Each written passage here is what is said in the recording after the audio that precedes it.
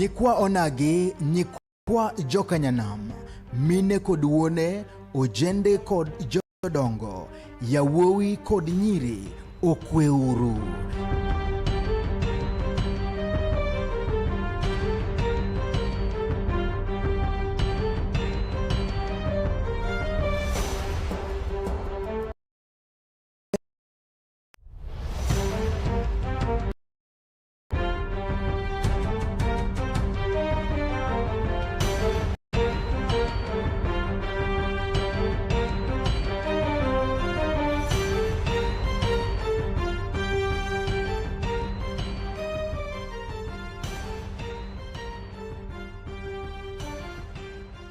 Wang jowi mamarwa, girwa mwageno, chopi mondo wambeki, siasa, weche somo, pur, ohala, kod dongruok, kaachiel kod chenro mamoko.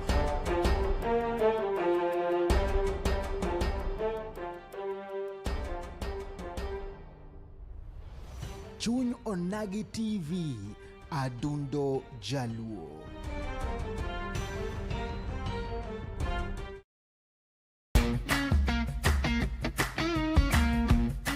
Looking for furniture that speaks comfort, style, and strength? Welcome to Kolweny Furniture's Kisumu, where quality meets affordability. From elegant sofas to strong beds, stylish tables to modern cabinets, we've got the best furniture to turn your house into a home.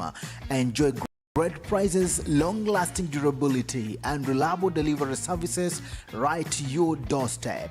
Why settle for less when you can have the best? Visit Kolweny Furniture's Kisumu today. Call us now on 0716-520-294. Kolweny Furniture's Kisumu. Built to last, price to please.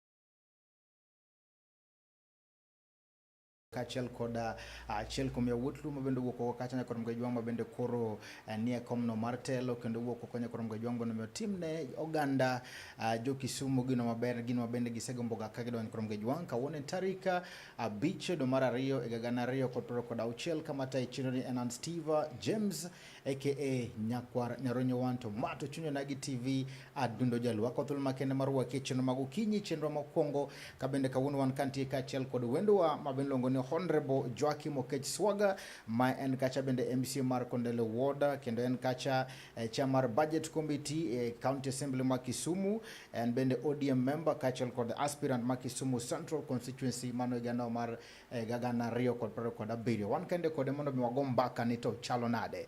Honorable ichiu nade? Achieu maber Steve. Amora ahinya ka kawuono urwaka nyaka londo mar Chuny Onagi TV kawuono. Adundo Jaluo. Adundo Jaluo. Mangiso na amba adundo na nie. Adundo ni nika. Erokamano. Wagoro kamano maduong' ahinya nikech ma odiochienge mokwongo to nitiere janeno mara ma samoro de gomb ng'eyo ni to Honorable Swagga ni mabende wawinjo ni en MC mar Kondele to jakanye to dongo nade mana matin to kimiwa nonro mari. Erokamano ahinya Steve.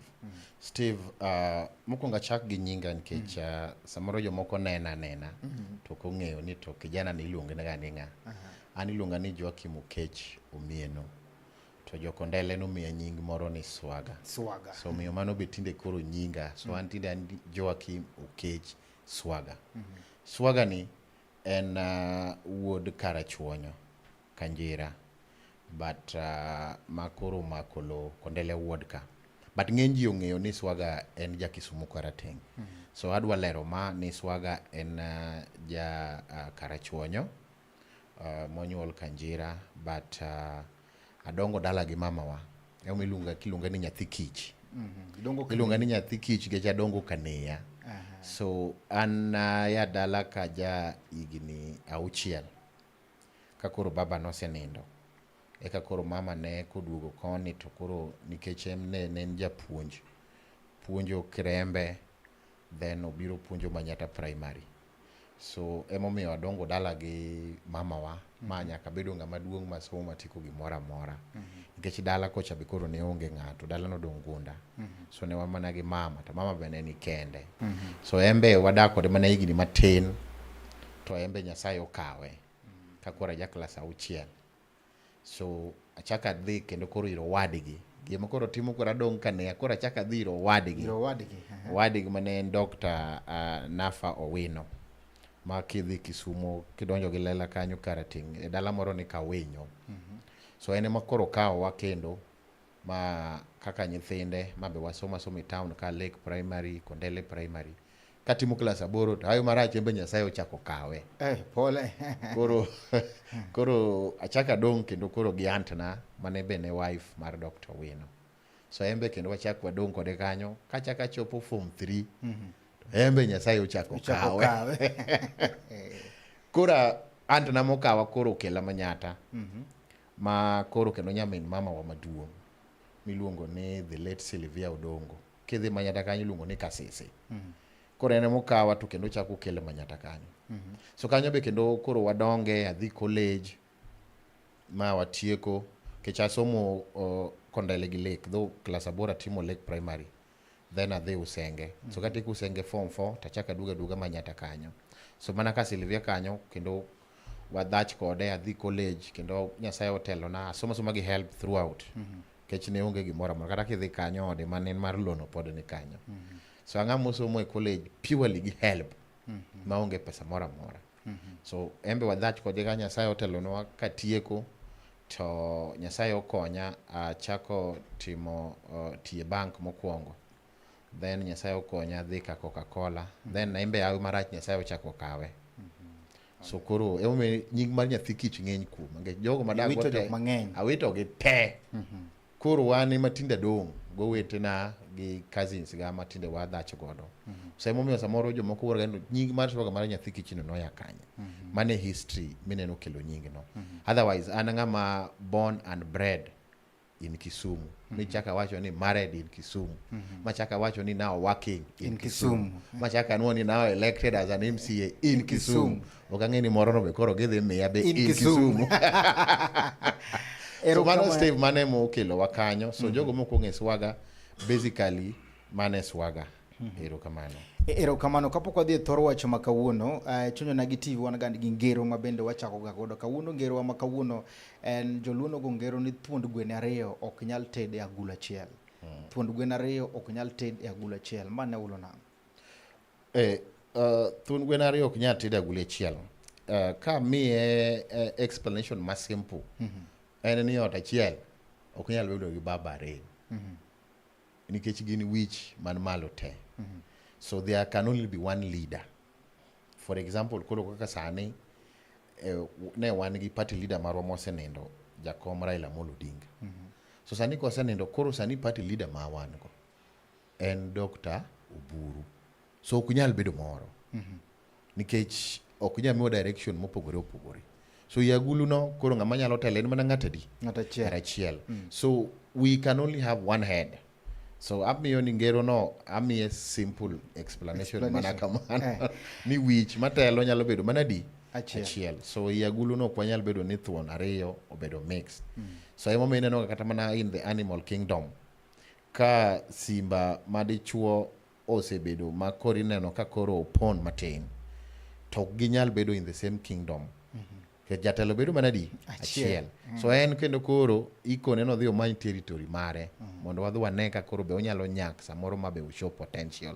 So mit mar thuon gweno ok wanyal ng'eyo ka gin 2 iye kanyo. Nyaka wang'e mana ka en achiel. Erokamano. Wasega gombi mondo mi watwage kodi kandi kaka achiel kuom kaka the MCA mar Kondele Ward. To aero kaka bende miya kaka wuodhi ne chalo ng'amo chanre mosomo gi help gi achiel 2 3. To nitire bende ywak ma bende jo Kondele ni godo ni okagi sebedo ka gineno tendi yo no makare. Ma bende mayo no diche mama wadwa gwero kamano nikech koro in kende mondo iwuane gi jopiny nikech samoro imbe nitire okenge misegoyo. Nitire ywak ni nitire kaka bende basari ok pog maber e ward mari.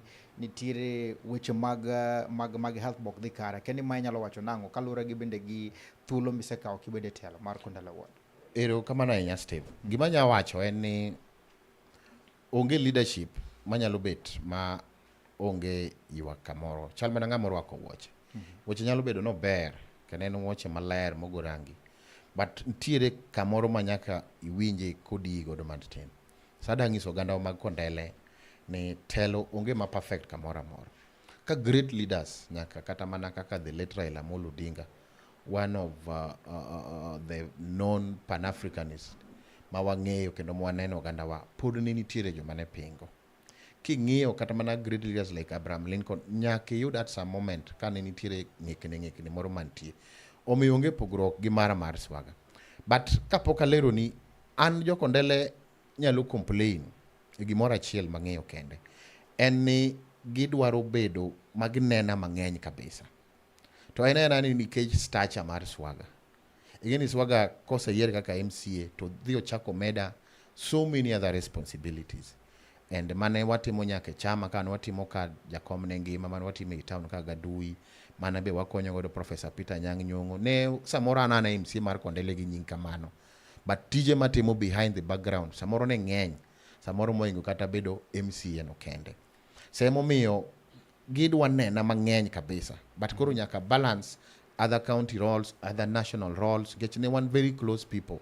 Mane gin jolwet jakom in doing 1, 2, 3. Samoro yudo ka samoro ioro wanyaka oko mag Kisumu County, Homa Bay, Nairobi. Wane jo mane pango gigi behind the scene. So samoro ne eat into their time. So jakondele nyalo mana complain ni omisa. But ok ni Swagga rach. Kendo ka in very keen boyo wacho ni ajatelo wagombi. So ok en complain marach ma ng'ato nyalo wacho ni en gi marach. But an aneno ni mano era ka gi complain. An ng'eny jotelo moko kidhi tidwa mana no law. But an wagombi. Jatelo kwa nini in kanye. So that is a concern. Kendo an mano complain maka gimedo timo to mora kabisa. Kendo adwa ni endelea. In terms of teach. An MCA mapano osetimo gimora more ward ne maonge gimodong. Kech ka ni yiera to no yiera on some two basic issues. Kech an no yiera on some agenda. Noko yiera ni nabere yanyo opponent. Kata noko yiera ni nangi ketho nying ng'ama na piemgo. Kata noko yiera ni nangi kwedo ng'ama ni office. No yiera ni kech na lando specific things. Mana ngiso gina dhi timo. Kech na ngiso gini ndalo no ndechi ni mane wan godo mane gin maram, mane gin lam. Ni gwaro lam to niketo maram. So ne nitiere very big public outcry sana Kondele ward. Ni jatelo, wan wadwaro jatelo mane lamo manogo in the 1980s gi. Wadwa mana ng'ama nyalo either loso gi kata medo gi. But okwadwa ng'ama dhi golo lam no to keto nwa ndech ni mag maram. They didn't want that. Semo miyo nabiro in as fresh leadership. Mana ngiso gini an ko yiera to ndech ni mane oket chon mane gi lam mamanyata manu ng'eyo machon go. Adhi duoko gi a position mane gintie. Steve, as we speak today, I think one of the most tarmacked wards in Kisumu County en Kondele ward. Nyaka kata kama onge space Swagga thatche lam. Kamora mora. And I can count them. Kendo gi ng'eny and the jokondele ung'eyo kawuono. En mana ni jakura en jakura. Kidhi sani to koro ng'isi ni ma ok en Swagga, ma en World Bank. So koro iwuoro ndo nichi ora mondo adhi atime. To pesa to noka adhi time gi pesa na ana onge pesa mana gogo lam. To ana jonyuol onge pesa mana wene malich madawacha na nyalo timo gigi. The money must come from the government. Chal mana kaka MP kogero kata ndara. Kata ogero mana school. Ok ogero gi pesa ne. Ogero gi pesa sirikal. Ma en pesa mabiro ni MP miluongo ni CDF. To pesa mabiro ni county en pesa miluongo ni from the exchequer. So mane pesa mwatiyo godo kanyo through the World Bank. Mabe ne passionately wamanyo gi Professor Peter Nyang' Nyong'o. No kana na ng'ama obeto rito. An one of the MCS mane governor yo machiegni. Because of probably capacity mara mane an go. Ma wawuotho kode bako to bako. Nuwadhi nyaka loka kata king'iyo kanyo nitiere picha mane wadhi gi deputy governor marwa Dr. Willy. Mwadhi godo loka kata kwa dhi offices mag World Bank. Kane wadhi present the concept mar mondo kelnwa KSEP2 a county mar Kisumu. So me I'm very proud ka wacho ni en gimotimi ka bedo involved from step 1. Kendo governor is aware the journeys we went through mar mondo ne kelnwa pesa ni mondo timnwa gigi. So mano is an area ma achieve. Area moro ba be no yiera ne en hospital ma wan gore manyar bilongo ni Kosawa Health Center. And it is the biggest issue makoro samoro odong wakech wasetime to 80%. Gimomiyo mano the most en ni en watime gi gimilongo ni shareable revenue. ene watimo gi pesa maya from the national government to bire ka county. Onge dona mora mamiyowa kata siling adi kata mosemiyo kata siling achiel mar mondo wagor godo hospitandno. So en wasechope to 80%. En samoro dhi mos nikech wamiye local contractor. Ogero floor achiel to chung' raise certificate ni mondo chule. Ogero matin. So en gimomiyo osedhi mos en ni ne wayudo contractor ma onge capacity. So samoro my hands are tied nikech mano to gik makori timo malo gi executive. Ng'eyo implementation wan watimo mana oversight. Wanya mana go koko na ng'omi ok tieke. But ng'ama no mi tijno emod let wa down up to now. Though wasetemo nikech nachak ne en hospital mane oger gi the defunct municipal council to nogero gima rach mane muk mobedo condemned. Mano muki mane mamuko. Kosebedo kanyo for over 10 years. Adhi nyaka usenge ka hospital ne kanyo. Adhi college ga to ka hospital no ne kanyo. Mane mabiro ma mulo gima notamo ji mang'eny mulo. Okane mabedo MCA mokwongo mar Kondele. To gin ne giluor nikech ne gineno ni it is a controversial project makikawo to nyateri dala. To an nakawe moboyiera tam mar ariyo kapod adhi kode. Manyiso ni I was bold enough mar mondo atim project ni. So sani wai kode kendo adwa shwa jo Kondele. Kosao health center wadhi tieko. Nyoro Wednesday ne wasendiko notice of termination mar contract mar ng'ano.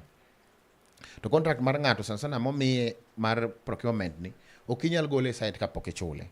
So nyiche watemo ma in December nikech no bandhowa almost 7.5 million.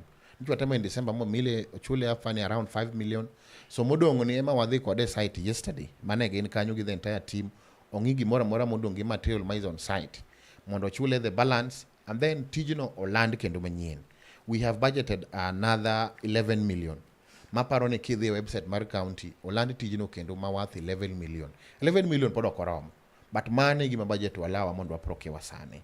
Man very sure ni ko tiek procurement to koro wadhi timo finish odong mana plastering emodong. Nikech initially bene sign contract gi anemuyu gi jo TRH, the referral hospital.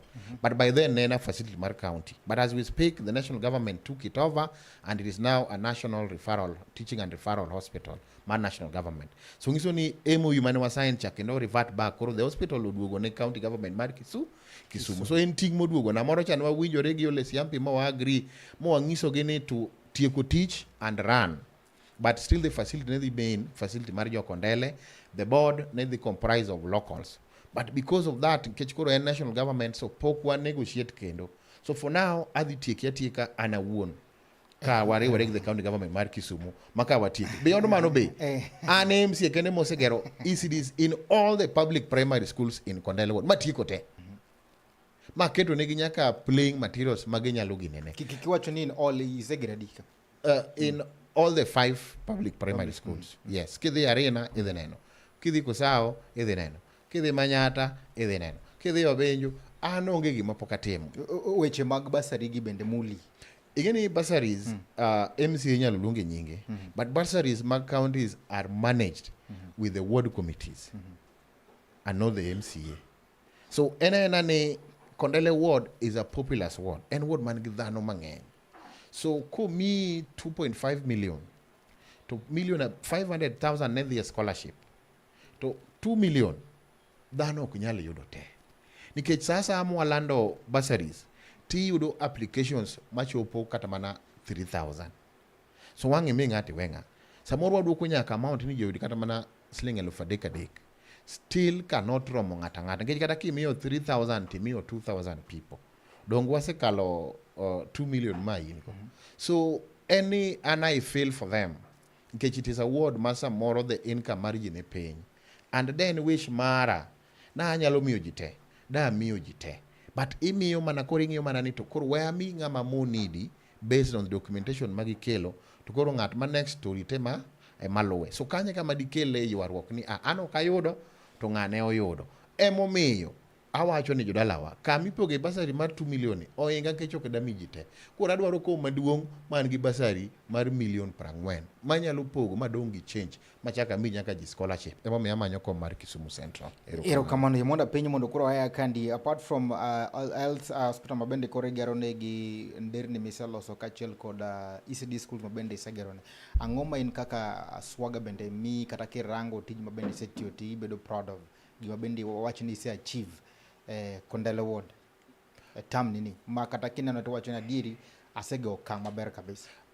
Antie chiel ma wache ka duk penjo ni no ni another thing ma paro ni I am one of the best and ni anima kinda aseketo floodlights the highest in award kenda keto gi kapok abedo jakom mar budget kech jakom mar budget kore ka nigi iga parana chiel kata ariyo gi nus but naketo gi chon through connection mara mane watimo gi World Bank gi mane a budget prior before nikech machacha be is chon naluonge ni is a slum. Sani to Kondele is not a slum.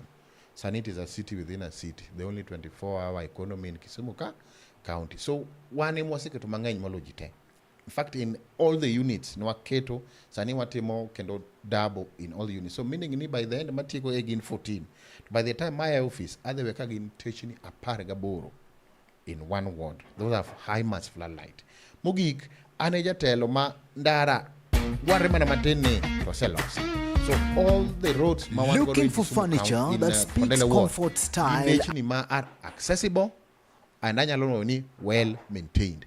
Makondele kama nyero ndara mano kolore chon kani dak manyata kani donjo sije onge ngama nong'eyo ni ndara masije madonjo mawuogi kabura chane nyalo galosi wane jo modhi modonjo kanyo mongiso joga ni pi machando gi siwege ni anyalo yawo muago mpaka muayar yoni mualose sani kidhi to jaka ngama ne pak mtoka ko saa hol tine donjo gi mtoke kadhi ndara mane ya mana kata mana call box ka donjo St Luke Church ne ndara mane nyaka ne nong'eni onge kama nyaloso ne wadhi piny mobet gi community ma wawinjore masani kiya ndara no malo ka tikala St Luke mi dhi nyaka gud ka mualo kata kibiro call box ka kendo ndala madonjo kama ka donjo kogongo ka donjo malo mawuok gineneno ne onge kama nong'eni nyalose ne walose sani kata mana higa makoro wadhieni nitie ndechni ma ji ong'eni ok nyalose ndara maya kuna maji kokalo kasirinde ka ridore mwalo yunge gano kenyalose asekete kenan very sure ni kwete ku financial year ne ka in gi mtoka tibro luo kanyo no kanara maluore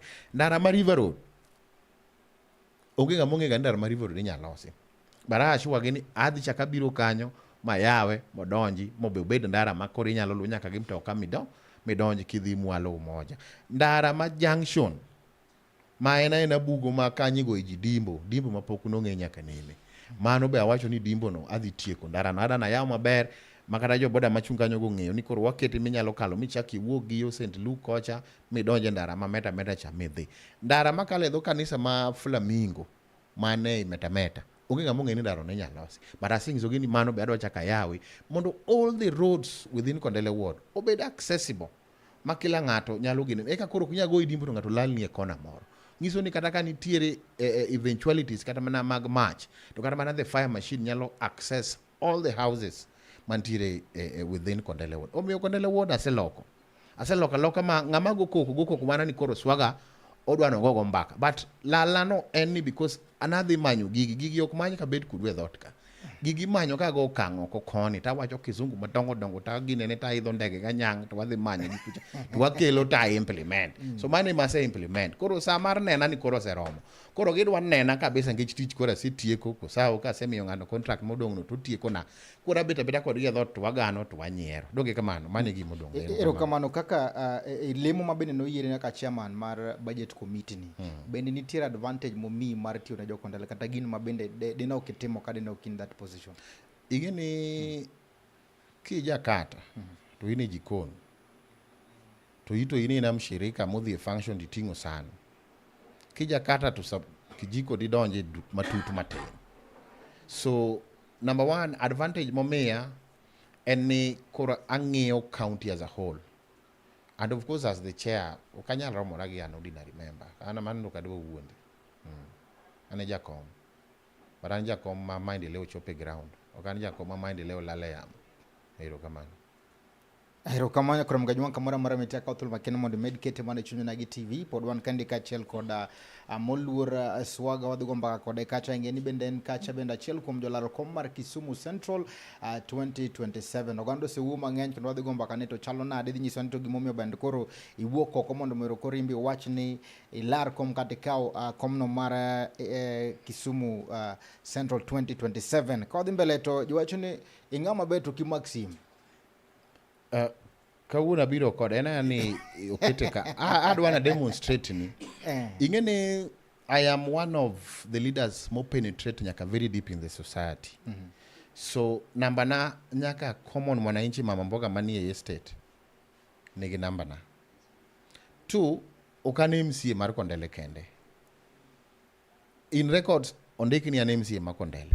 But I have been an MCA mar Kisumu Central. Angama konyo jo Railways Ward, akonyo jo Nyalenda, akonyo jo Market Milimani, akonyo jo Kaloleni Shauri Moyo. Oksani ni kichalando Kisumu Central. Even kata mana tam na mokwongo. Kata ndalo corona kane ji olorore ot mane ji onge namna. An MCA mano wuothe wards gi ka pogo chiemo nyake ka puothe mwalo kama ne ji pok nodonji. An MCA makata tam na mokwongo kata ka ne pok ang'eyo lek na mar Kisumu Central ni yuda Arambe Kibui. Ok na dhi represent ng'ato. Ndi ng'ato samoro ma en odhi notero pesa an adhi gi pesa na kaka Swagga dhi konyo jo Kibu. So I have been an MCA mar Kisumu Central. Makama kagi kanyo wadhi dugo kanyo wan kagi luongo ni Bolti wacho ni mano power dwa wero kamano wan gi Okinyi Eston wacho ni Musna on Swagga mano jatelo moromo wan gi Naftali Kochimbo Wood kanye pir wacho ni Kanli wasenene kacha wan gi Nyariro Dickson rwako kacha welo mara tarero kamano wan gi Churchill Oduor wacho ni Musna mheshimiwa wacho ni nyisna jatelo ni owe keto sangwenya mbele. Wan gi Msiani Wuon ya Uwi wacho ni Churchill Oduor, wan gi Dadi Radiola wacho ni jatelo, magi dhi duoko kwa duogo, nikech en Duond Onagi, wasoma pachi ji duto te. Wan gi Dadi Radiola wacho ni jatelo nobolowa kayugi to kawasekalo kode nam makwar, wabro neno. Kato wan ka gi, dakachiel tu, wan ka gi Jadero bendo wacho ni mbene chenro, kamano kum kete chenro. Kato wan ka gi dakachiel tu kama tomoro lalka wan gi luongo ni Bernard Omondi ja Okwala wacho ni Steve Pejna jatelo ni olimo Nyalenda bunge la wananchi karango ofis nitiere Quickmart Junction Western kanyo ero kama to wacho na chaka mi puoch gi park kone ni Kisumu Central rite kato wan gi Edwin Otieno wacho ni Lamb from Mosque to Kayego wan gi Bolt wacho ni in Koro Marine and Mari Collins Onyuka beneno wakande mano wood Kibigori all the way from US. Asante sana. Wan gi Adala Jakasagam wacho ni ma Adala Jakasagam kawuok Dunga Beach most honorable Swagga nyisna godo ni race nitiere kind en gi jotelo moko Jaoko Junior bende wacho ni mbona jatelo nyise ni wadhi maber koni ana wuok apako tije mbunge mtarajiwa Adhiambo Obongo bende ano comments kanyo korom gejwang wadhi break matin kang waduogo to wadhi chaka mbaka mabende koro wadhi nando dhi nyiso ni to lokruok man mabende dwa kelo ne Kisumu Central. Waduogo bang sama chuok. Welcome to Irad's College Kisumu, where dreams take shape and futures begin. Located at the Swan Center building along Oginga Odinga Street, Irad's College stands at the heart of Kisumu, a place of learning, growth, and opportunity. At Irad's, we offer a wide range of certificate and diploma courses designed to prepare you for today's competitive world. Explore career-driven programs in ICT, electrical and electronics, hospitality, social work studies, banking and finance, agribusiness, nutrition, beauty and therapy, all taught by dedicated and experienced instructors. This January intake, your journey starts here. Whether you qualify with a discipline, artisan level or higher, IRADS welcome you with open doors. Choose what works best for you, full-time or part-time classes. And for ultimate flexibility, e-learning is available. At IRADS College Kisumu, quality education doesn't have to be expensive. We offer affordable school fees without compromising excellence. Step into a brighter tomorrow. Step into skills, confidence, and success.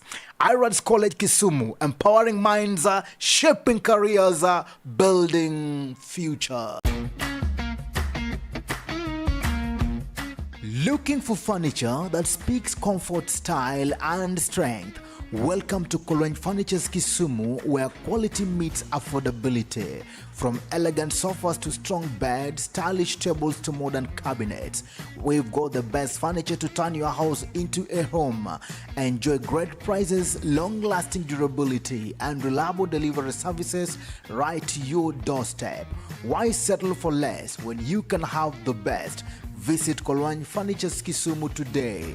Call us now on 0716-520-294. Kolweny Furniture's Kisumu. Built to last, price to please.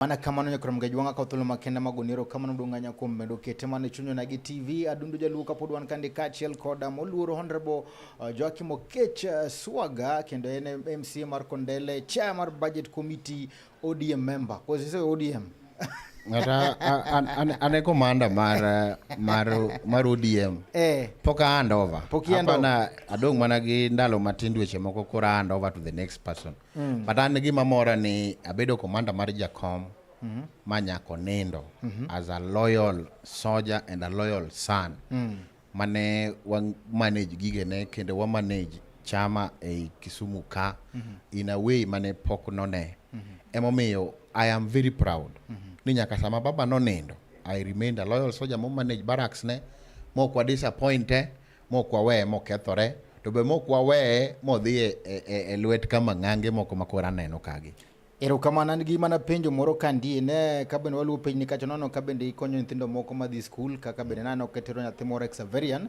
manoko yudo thuolo mar donje school same bende ntiere ja winjo mabende penjo kande ni penj na Joachim Oketch Swagga school program and how he is proudly supporting education, grade 10 enrollment and empowering the future generation. Yes, Steve. I said time na chako January kane kore kaji ochako higa ne wakonyo nyithindo ma waketo funds mokalo milion achiel.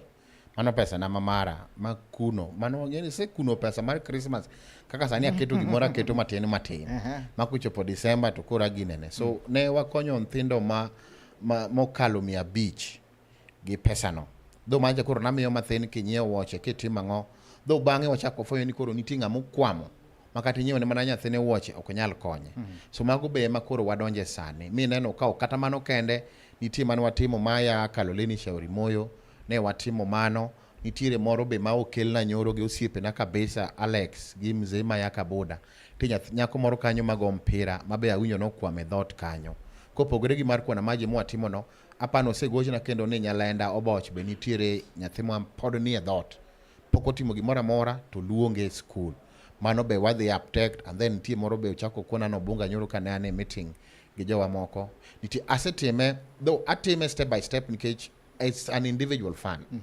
Waningeni gani ne pesa mar county kata mar scholarship gine no ne podolor ne kech jine yuare jo moko no dhi e court controller bene pod nigi issues.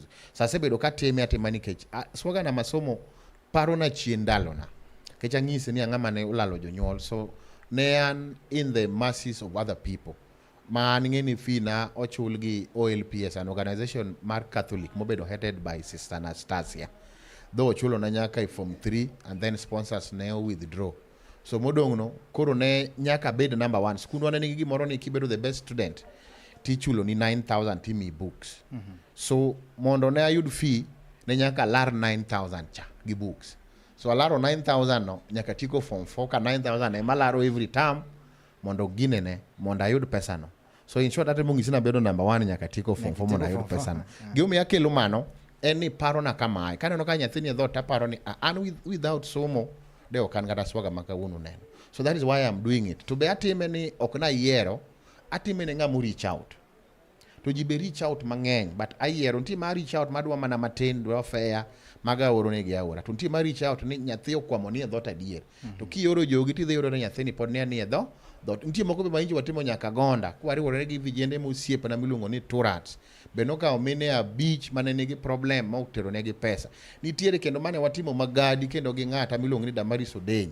mabende nigi nyithindo mane onge uniform o report gi uniform mar primary gin go Ero kamano. mano bende gitimo omiyo anyiso jowago ni onge break sasa ma yudo gimoro to nyaka keti gino sasa ma yudo gimoro to kadhi stop nyaka wane ni most of our students manitiere within Kisumu Central or report e school kaka jo grade 10 erokamano wadago mbaka kore wach mabende otendore kaachiel kod Kisumu Central 2027 yandi bende waneno kacha ka bende jo ODM kata dul mar ODM nobago kacha romo ma bende nidendo ni mbaka jo Kanyanam mano waneno ka bende party leader Oburu Odinga nobiro moromo kaachiel koda ji waneno bende ka kere bende nobiro kandi weche mag nyota to ji penjore honorable ni negi gombo mondo gineni to ne ok oneni kata kirwako party leader chutho kanen kondele kandie ji gombo ngeni to ang'o mane timore kose Swagga dhia koso owe olal koso ang'o matimore adwa ni inyiso ni to ang'o manotimore gino ji osepenja mang'eny kabisa kendo joma supporter kech ang'iso ni Swagga ji ohero kendo mae jatelo kendo ma ji gombo neno andie tanga ma wacho ni agombo neno Swagga kech nyinga mar Swagga no ng'eny nikech ber matimo gigo matimo moloyo face na so mbaka jo Kenya nam nantie kech ja ODM gi kukune te kendo ne wan siala moro ko jotendwa go maber kama ni dwaro was delegates so bang'e to ne rally obiro kondele though an ne oyudo ka an gi some personal issues so immediately I had to fly to Nairobi nikech an gi wadwa moro ma bene obedo gi weche ne moko ma fact pod en ward nyaka sani so an immediately mane watieko gi party leader to na ringo Nairobi so ngini ja piny to neno mana ni yonge but ngini wan jotelo samoro wambe wan gi gige wa moko ma personal ma samoro diyowa so ne chanda ni to what do I do? Tukini ane koro ngama ne ji ng'iyo. So I had to rush to Nairobi. Ma fact aduogo in the morning mane itimo gir nyota. So the two rallies ne okan around. Rally mokwongo to kata kana ringo Nairobi to da bed Kisumu to dok adhi. Sana mane mar party leader. Okini no kadwar wake and because of the violence mane opangna kanyo. Because of siasa mar Kisumu Central. Joma PM go oluoro Swagga kabisa. So ti opponents na moko ma en koro rallies abilago opango nyithindo ma jonjore abila nyithindo ma mama moro soda ikete monyota nyithindo ma mathindo ma moko iluongo ni mbogigi. So ne gipango ketho rally mar party leader mara. So you can imagine dobe embarrassing ka ane lead a rally mar party leader to jomoko biro ketho nikech petty politics mar Kisumu Central. So in my wisdom kata da bed around it was not necessary for me mar mondo my individual aspiration mar Kisumu Central odhi oketh the bigger goal mar party leader marwa mar riwo gandawa mane timore kanyo omiyo neno kata bang' rally kana kwedo ma ngiso gi ni jomo mobilize rally jitimo ga mobilization it is normal but an pokano mobilization mitimo ni adhiuru kacha to dhi gone ng'ane ne koko to dhi support ng'ane joma ne bopango gigo kata jo ODM to ema nopango gino to nowacho no oyo ka udwa dhi ketho gir party leader to wakud wije chien so ineno ka bang'e no to igi owang' kech ng'ama opange ne ok gineno mana ngiso nyaka party leader gocho ne ng'iso ni party leader kanyo to although na dhi Nairobi but kata di bedi do kabiro because ji ne dwa ketho rally mari ginyinga so no wakudu mana wije chien rally mar president oyudo ka onge. So it was unfortunate in Nairobi because of a personal issue. But an gadi ni kuchaku duga unyo dugo in March. Abro bet kanyo monda rwake. Jibe gombo unyo ka rwako president. Kaka na rwako gara hela ko biro kanyo. So mano imangisi yara majio erago. Ji mang'eny ok dhi rally to ji ok penje kama gedhe. To Swagga to koko rally achiel to piny mang'eny gongi.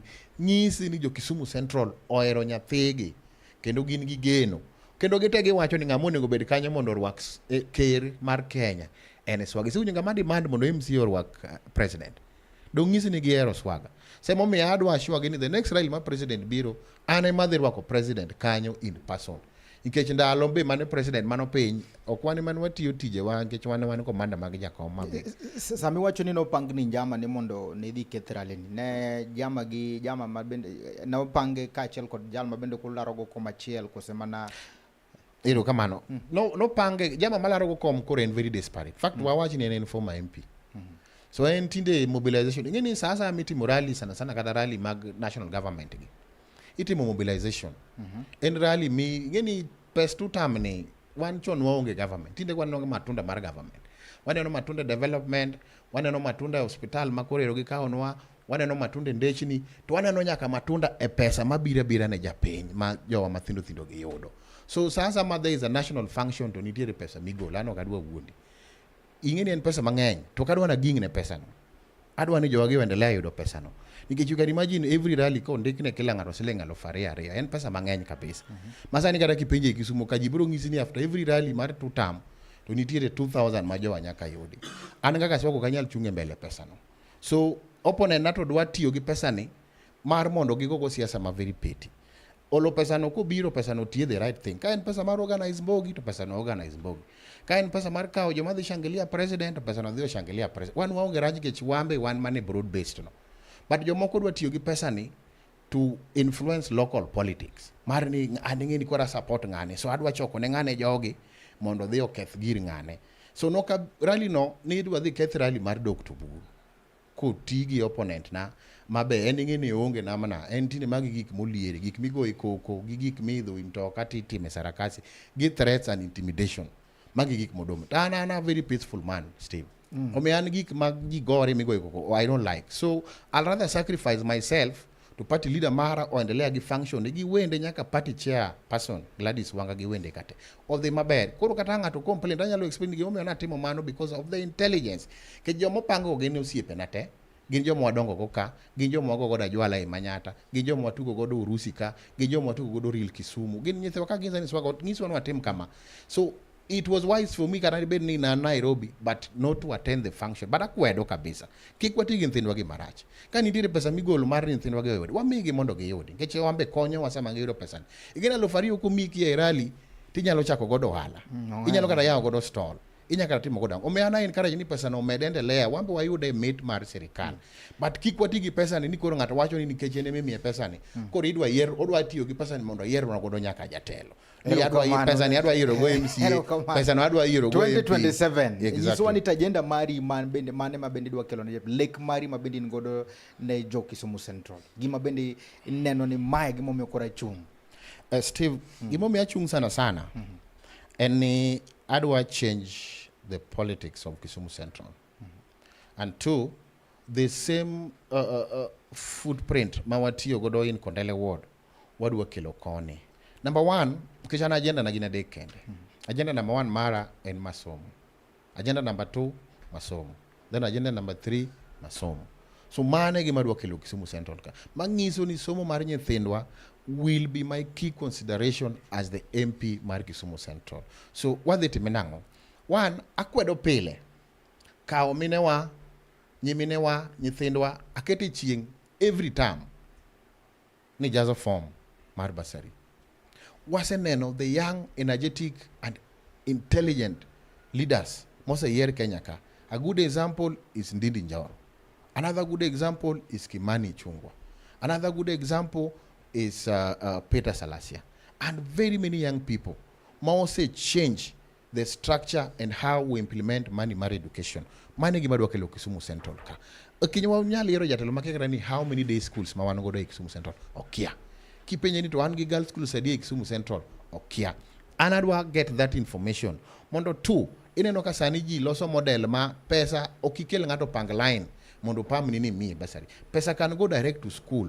Wawacho ni pesa se the all our day schools. So in kaka parent, the chula lo fachiel, the chula lo fareo, the chula lo fadek. Dong mana konyo molo ni nyaka gi go chongo gi penye ka migi pesa na ne wangi ni mia kura inoke mia kura.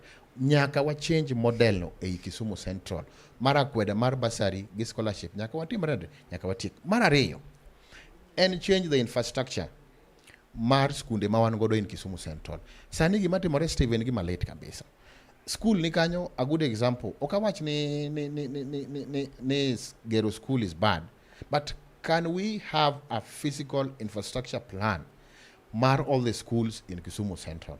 Mondo kik bed ni school MP ko chier kawuono to gero dormitory batheka. Kiny ko chier to wacho na gero administration ka. MCA ko chier aketo ECD ka. Dona moro ko biro kiatima ngoka. Can we have a physical development plan mar all these schools? Mondo wangeni school kaka koro kata wach mana niko sawa. Wadwa gere kama this is the plan to this is the budget to this is the years midhi ka omar gere. Omiyo an kadonjo kaka MP tadhi e plan ma school oseiko koriwore gi the education sector from the national. So anagole manani gima gidwa gero is worth 200 million. Mok wanyalo yudo in a one financial year. So we make it mondo bel a multi-year project. Mawacho ni an kadonjo tagero from floor mapiny ni nyaka malo. Kaponi ayo marachu kaduogo ng'amo kawe gere from ka to ka. Ma by the time wachopo kata in the third term kata mana fourth term to skundu no seger moru mok ni ng'ato gero choka ng'ato gero isedonje skundewa. It is very pathetic and very annoying. School onge plan.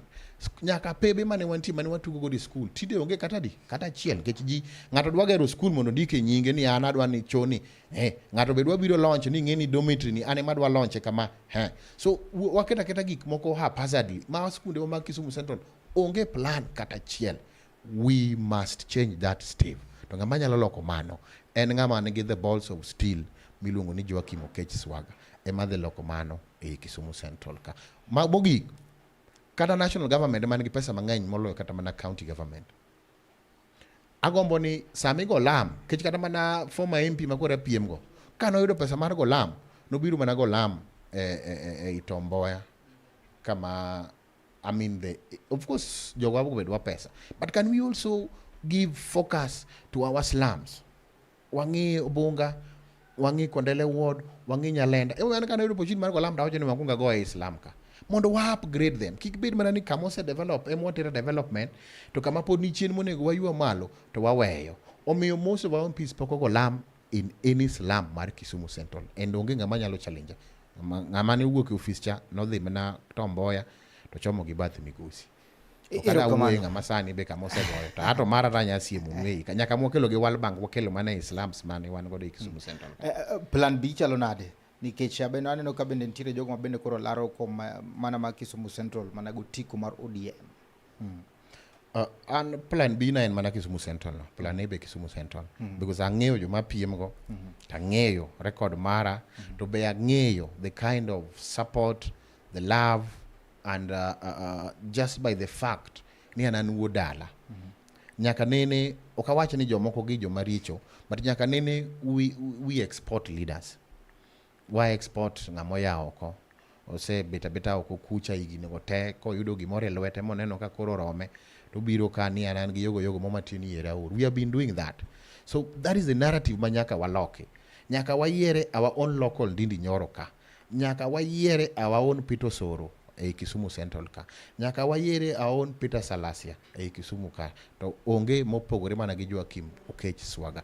A local boy moya from piny monyono step 2, monyono step 3, makoro lokre dhano. Emomiyo, I am voting for that because I have the local solution to the local problems. Machando wa Kisumu Central ka. 2, yera a local person ber nikech en kotimo kosa tinya luonge te chwade. Mana kaka kineno ko kadhi rally to jokondele complain.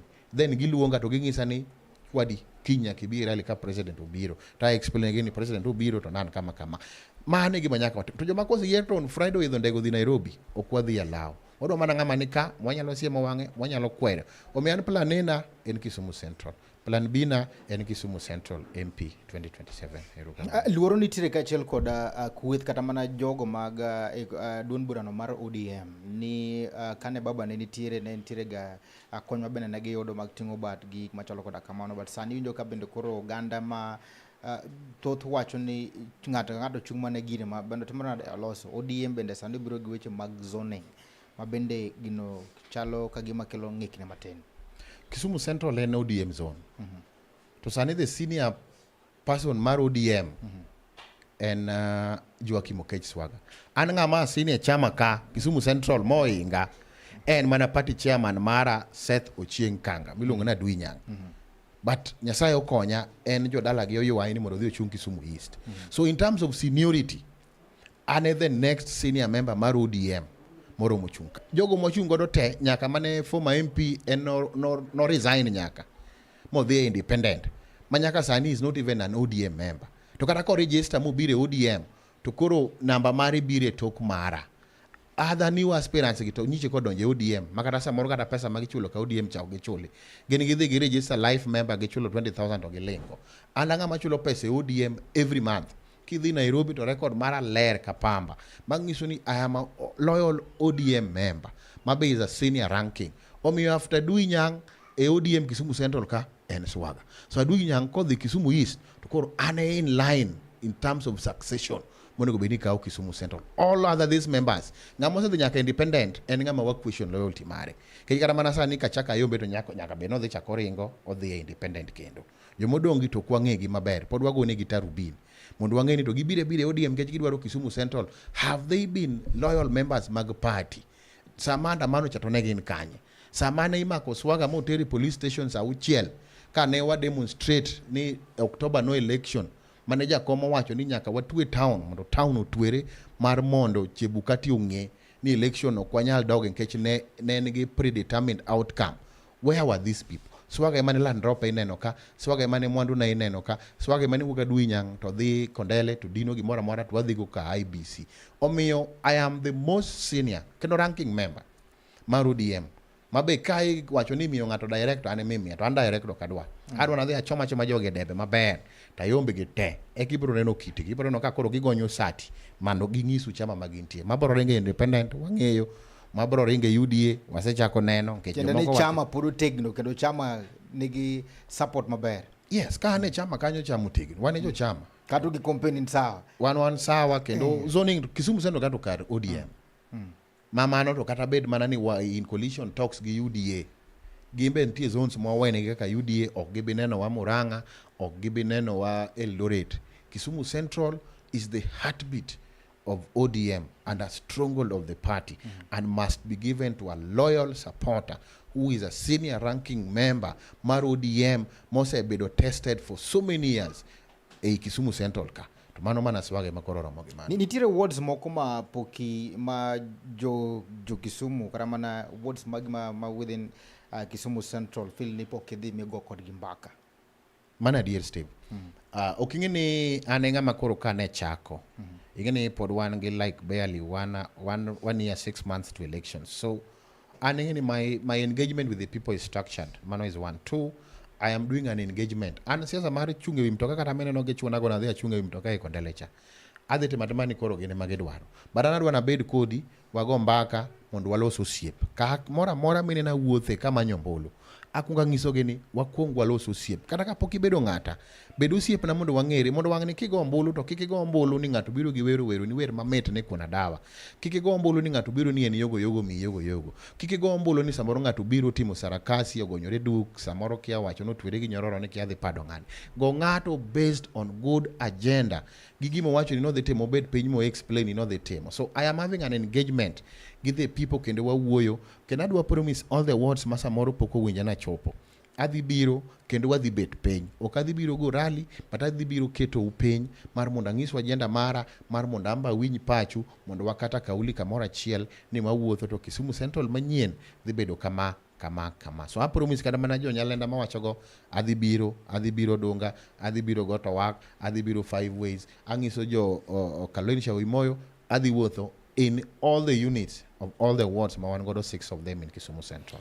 Erokamano nyakoro mgeji wangu wadong' gi dakika matin apar mabende koro daka thuolo makende mondo mi koro ami janeno kata mana jawinjo mabende koro luwo chenro ni mondo mi wapache ni to wacho ni koro mgeji wang' en koro samari mabende koro nyalo mi wapachi gino mabende digom penjo jatelo gino mabende samoro sebedo ka chando pachi koro mgeji wang' wayao koro lai mago nyalo ote magi Facebook page mago ma Chuny Onagi TV, TikTok Chuny Onagi TV, YouTube Chuny Onagi TV. Wadwa somo kande pono nitiere penjo to jadelo ni kande dhi dwoka kachiel nyakoro mgeji wang' erokamano. Wachako kachiel kod wan ka gi Edwin Otieno. Edwin Otieno wacho ni paro maliw kamano wayudo mana kuom Swagga skunde Tenya ka Kate Cabros. Wan gi Okumba Meruka wacho ni Swagga ng'o. Wan gi Chachi Loduro wacho ni what of employment manyiso ni okidwa ni ji obed employed mondo ji olu toku. What of employment kechiwa mana ni somo. Koro penyo ni what of employment agenda mari ma en godo kotenore kachiel kod employment. Kato wan gi apane bodoko magka wan gi Maulidi Isa wacho ni berndi. Wan gi Okeya Junior wacho ni Joachim wiye lew.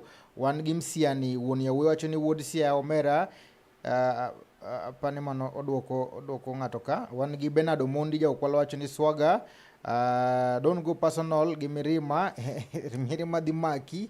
Wan gi Chachi Loduro wacho ni Bernard Omondi Jaokwala kare isenene nyaka jomako ni comment ka ndie jogo laure kanyo wan gi drilla wacho ni mjumbe power, wan gi Boni Trevor Ndede wacho ni go to work, adwa tuyo ni mjumbe tich kuomi tiji ler. Erokamano. Wan gi drilla drip wacho ni mjumbe power, wan gi Jeja Dero wacho ni rwako Kondire Leon, Liz Jose wacho ni bro Moses Musna kacha jatelo. Wan gi Ching Zim wacho ni Steve erokamano kuom omo jatelo, en gi good ideas for people of Kisumu Central. Wan gi Evans Ngosi Nyeusi nikande, wan gi Freda Boknyakach, wan gi Nicholas Adem wacho ni Kisumu Central to ok chak yiere ng'at ma ok nyal debate e parliament makia gimoro amora, obed health, uchumi, etc. #Swagga Kisumu Central MP 2027. Wan ka gi Ogutu, wan gi Naftali Kochimbo, Wood Kanyepir wacho ni Musna jatelo kanyo amor kode, Nyasaye medrite wiye ler kabisa mano ng'ata. Wan gi Jejero kacha Elijah Omondi Raila, wan gi Peter Obwanda wacho ni hai Musna ratego, an otianga ogai marowere kanela ma Nairobi, erokamano. Wan gi Jaoko Junior wacho ni Swagga en ng'ama neno mbele, ok ni en oonge. Swagga en ng'ama neno mbele, ok ni en oonge goons, lakini jamacha oduok wiye piny power. Kaeto wan gi Tieno Jeja Dero Joash wako kacha David Karani, wan gi Tieno Oketch wacho ni keep the fire burning buddy. Wan gi Grace Mashava, wan gi Boni Trevor Ndede wacho ni mjumbe BA imos jo nanga secondary mondo wachak program MP to irawe arawa aneni mabor. Mjumbe BA imos jo nanga secondary mondo wachak program MP to irawa arawa aneni mabor. Wan gi Jeje Dero rwako kacha Onogutu Gordon Ongur, mano MCA Asembo. Wan gi Kondire Leon wacho ni Jeje Joash asedondo kairo kamano. Wan gi On Robert Ayok, Peter Obwanda wacho ni agombo romo kode an Parliament Building Nairobi, ogai marowere otianga Woodrongo. Kidhi Nairobi ro imanye Magna space abi. Magni space. Wan gi Jeje Dero rwako Peter Kaluma, wan gi Bernard Omondi ja Okwala wacho ni Commander Kondele MP 2027, olimwa e bunge Quickmart kacha Nyalenda, Nyalenda manyi. Wan gi Drilla Dripper, mano mjumbe mwangeo 2027. Msiani wunia wacho ni Swagga you are on the right track, kendo wi ler. Wan gi Turat wacho ni tell jatelo that his words are safe and will lead us into Kisumu Central coming 2027 as MP. Turats are with Swagga till tamati. James Zenu wacho ni mano mjumbe, he has good ideas for people of Kisumu Central. Jejero akacha uonye mwalo Naftali Kochimbo Wood Kanyepira wacho ni Swagga tibim. Wan gi Turas jatelo weche gi ler akia pingo. Wan gi Otieno Oketch wacho ni adir makende ni ibi irwa Kondele ba Charlson jo Kondele manyi kacha. Wanyani kaon kacha kaji kuruka pinjo manoma. Wan kagi wanyani kaon gi comments moko koni. Wan gi Jojo Uma wacho ni mheshimiwa tabia mar loro sim to wan jotelo weteni wagoni sim to kimaki werigo. Okimaki jotelo. Angizi Steve, simba kaka sani monda bed ka kuro nyaka lore. To kapoka biro ka ne an mama ngina be nyaka na lore. So ayawega very late in the evening. Mano samoro nan gi activities ge chinge ni nyalo bedo embarrassing ne ani studio to simu timore nade. But ngise ni ana jatelo man gi 2 lines. So 2 lines gi tiyo interchangeably wawach kamano. Sama 03 ni off to 270. Sama 27 to go more ni off. So enena ni yudo ka ngato enena lined to one line. En 27 no emongeyo. So sama 27 or the off ge simu igo ema ko chupo by saa uchiel midday to teko ni usikata rumo. So when wanjo telo watingore gi power bank madongo kama. So most of the time most of the off ni charge then itiyo gi moro ni. So with the time again they will understand. Anonge samenya duka simba ni off. You will never find me offline. Sama chiel ni off ta chiel tiyo. Emo miyo gi nariyo. Sama moro ni the off to moro ni tiyo. So with the time gibro understand. Babro miyo gi nemi ni gagot. Ani nemi ni gaketo nyaki Facebook. Emomio, I have deeper grassroots reach because my number is a public number. Kicha 27 to jakure ma oloni ewi. So no any other leader man give that reach. Ero come on one gi Sami would you is watching you don't reply WhatsApp text yawa. Geoffrey Omondi, amor gi twak Nyasaye okonyowa, wan gi Swagga, kura ni kura mare nikech aseneno lweti. Wan gi Roy Douglas Otieno wacho ni great vision, all the best Swagga. Chaka doga ni kako pon wan gi jogo mosendiko ka very fast. Wan gi Abdi Decipher Ogada wacho ni Mayo Gilo live at Nyalenda, temondo imanya walos kaka ne wawacho kodi. Churchill Oduor Steve James, amor gi program mari nero kamano. Drilla Dripa mjumbe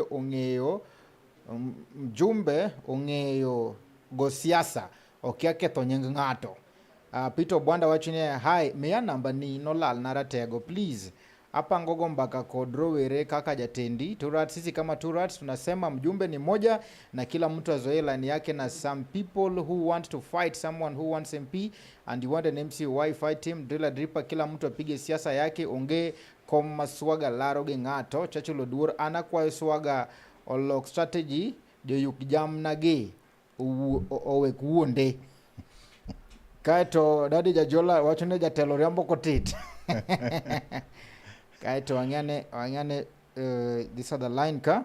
Wan gi Elvis Matolo Woodnya Boda wacho ni aero the boldness jatenda. Wan gi Arthur Odindo wacho ni Kisumu Central Swagga kae wakia duoko ng'amane ticho tamo. Nana Moskori wacho ni Joachim Oketch Swagga all vote for you.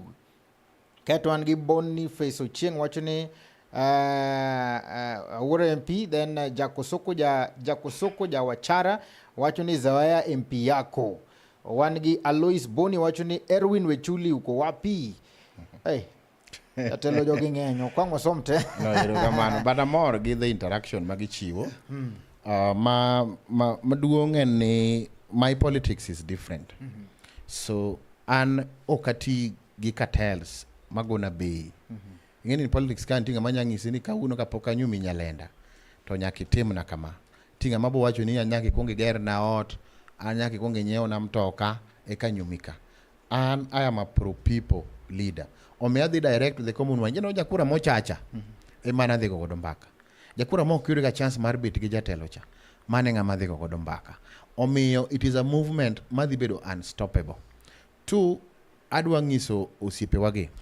Siasa mar violence, Steve, kanyo kibe yude Swagga. Siasa mar ketho nying ng'ato, kanyo kibe yude Swagga. Siasa mar yanyo ng'ato, kanyo kibe yude Swagga. An adwa maintain siasa na ma very peaceful. Kami pange maundu midhi timne ng'ato, wabedo ka higini mang'eny ka wan jolwet Raila Amolo Odinga. Onge chieng' moro moro mane wabet. Ng'ato wacho ni mirima ne dwa maki. I'm a very sober leader. Mirima ok nyal maka. An ng'ama nyaka dany. In fact, an achung' kondele ka chung' gi ng'ama ong'e ayany. Apa ni anenga muchunge Kondele Ward 2022 ginga munge anyuji ayany ma en personal to en nyithindi to en dhako to en judala to en ango anenga mose any molonga tangata to iya pok no wang anyaro me podium me function gi joma yanya gi to be podwa musore to be podwa nyiera ome an mirimo ok nyal maka to be okadwok gi an ngeno kan busy body market yanya ni to kinya duk kata kingie timeline na kata kaka post gino idhire no nyaka ngama ni communication officer mar the former MP kayanyo rekoda kanyo to yanyo regi ji kanyo to ano kadwoke to be okabloke awe mondo wach pacha no kech siasa ni en wacho pachi ta wacho pacha to in ka wangi doke otineno ni Swagga wacho mare cha ayiego ko satamora but kik wagore to kik wayanyre to kik wapang maundu angiso nyaka opponents ga onge tiendi bed kamoro ni bet Java ni pango maundu kaka idhi timo ne Swagga onge tiendi bed kama imadhe magawa mar chai ni pango mana kaka idwa dhi attack Swagga katimo function sama Swagga dhi go mbaka gi jojua kali imbe okiwuothi dhi go mbaka gi jomanyata sama Swagga dhi go mbaka gi Nyalenda ino kiwuothi dhi go mbaka kata gi jobunga onge tiendi keth sa ni luwo gik ma Swagga timo ni dwa dhi pango maundu imbe bed piny idhi wuo gi jokura gi ok gin property mag ng'ato gi jo miwuoyo ga wuoya gi muolo kidimbori to be giwinji to giwinjo pachi then gibiro winjo pach opponents te nikech ok achung' kenda Steve ok achung' kenda but iboyudo ka ng'ama milawo ma iwacho nyinge mang'eny en mana Swagga. Can I surprise you ni as we speak today wan gi aspirants malawo mana auchiel But ngami bo winjo nyinge Kisumu Central ka en mana MCA ma Kondela no miluongo ni Joachim Oketch. Swagga mi ang'isi ni jogi adhi yombo gokinyi mang'eny. Erokamano kwa tieko adong' mana gi penjo achiel, in kaka jalo mabende achiel kuom jotelo mag ODM, waneno ka bende nitiere pogruok e kind paro, oganda mathoth neno ni ODM chal ka gima bende barore, wan gi kweth moting'o Sifuna, Babu Owino kaachiel kod Winnie Odinga, wan bende koni bende kweth motelnegi kaachiel kod party leader Oburu Odinga. Chal bende kagima bende koro wacho ni UDA chal kagima bende koro dwa madho chama. Inyalo nyiso oganda jokanyana kata mano yauto nagi ni chama ochomo kama chalo nade? Steve, gima ero go ODM to gini ochakore kata ka jakom ngima. ODM en kama oyino wacho pachwa. Oyini wacho pako gima ber, to yini be kwedo gima samoro kiyiego. So adwa nyiso oganda wa kendo johera mag ODM. Gima wantiere sane, it is a transition moment in the party. It is a rebirth of a new dispensation. Nikech jatendwa mane wahero Nyasaye nosekao. So one process mar bedo gi a new party leader. So pod ochalo nyathi ma kore konyuoli. Kech dongor wanyuolo party leader manyien. Kata nyathi sa minyuolo min nyaka tetni matin nyako yaw bamne kama kakudwa wuok. So tetni nyaka bede matin. Mane tetni mantiere ODM. To kose nyuole ta nyathi ma innocent manyiero kendo oyuak to onyiero to min gi omo. That is the new dispensation ma wan go de ODM. To chando ji mang'eny. Nikech party leader to en adi? Achiel. To ng'ato kotam wuoyo. Nyoro ne ineno ka Edi Muok senator ma Migori okwedo ni gima party leader no wacho Kisumu ka ne Ruto biro launch nyota. Owacho ni macha en patch party leader en kanyo to oonge. En owacho ni ka wadhi negotiation table gi UDA to adwaro nyaka gima UDA dwaro mar president no. So onego wa negotiate from a point of wanting everything.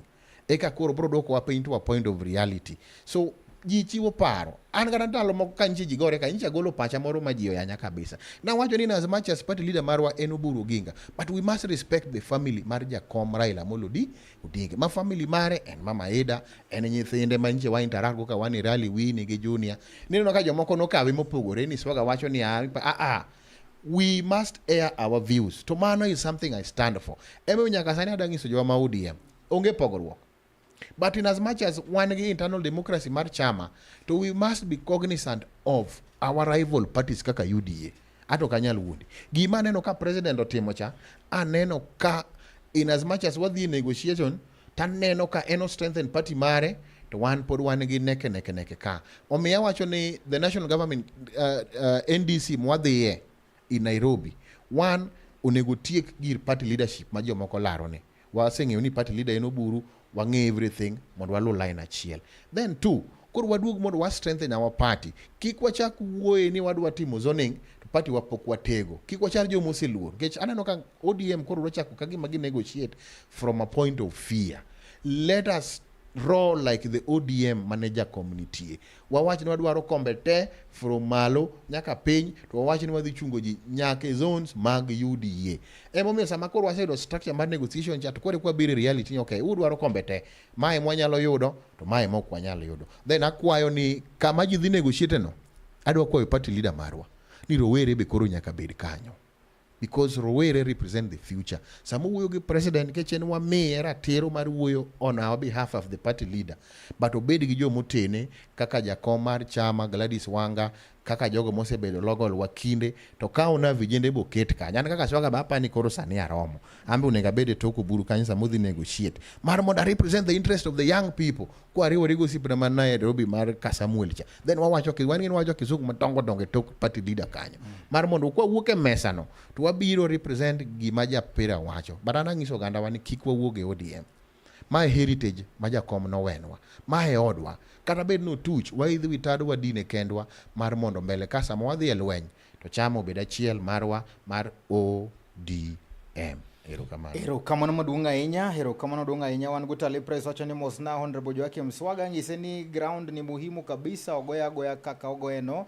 Anutale press from Ofonyo Jerusalem Dala Maler Kisumu East.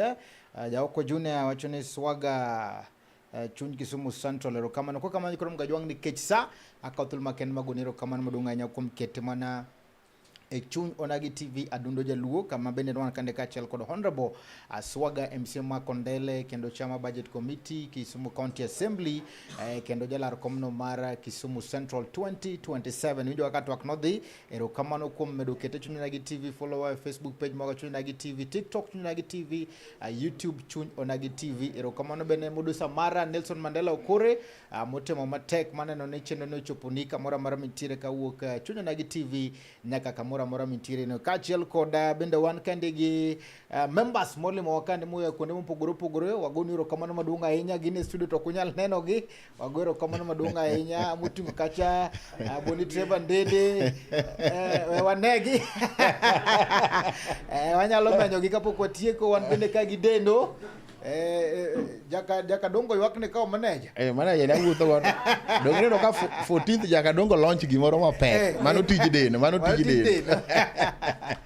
ya nyalo fuano fa members kanyo na wan kacha gi juma ng'eny kabisa erokamano kuom chopo studio kandie wagwero kamano maduong' ahinya kokamano mheshimiwa erokamano maduong' ahinya kuom chopo ka agoyo erokamano ahinya kendo anyiso jowa ni Chuny Onagi TV the future kech mae adundo wa kaka joluo kendo akwayo jowa mag Kisumu County nyaka ganda man luo kata joka nyana man nyaka loka mae adundo mar joluo wamed winjo Chuny Onagi TV wamed tune in, let us follow all the pages mondo wayud achiel kachiel matimore e boma mar Kisumu kata goganda kaka joluo. Otherwise agoni erokamano ahinya Steve kendo mora ahinya kendo agone Mandela erokamano mane omanya e konde temo wacha ne kora dwaro ng'eyo ni to ne in kanye ka kero biro ka omiyo kawuono ang'iso gini gibi giwinj kuoma direct. Otherwise agonu erokamano kendo tich mutiyo ni ber kendo wapuoyo kendo mae awinjo ka ji puoyo kabisa.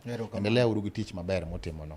Erokamano. Kokamano nyakoro mgejwang akauthol makene maguniro kamano maduong' ahinya kuom kete mane Chuny Onagi TV kamane taichono ni Enan Steve James aka Nyakwar Nyaronyo wan uritu masane nyakangwarom kanyo seche mabirogo.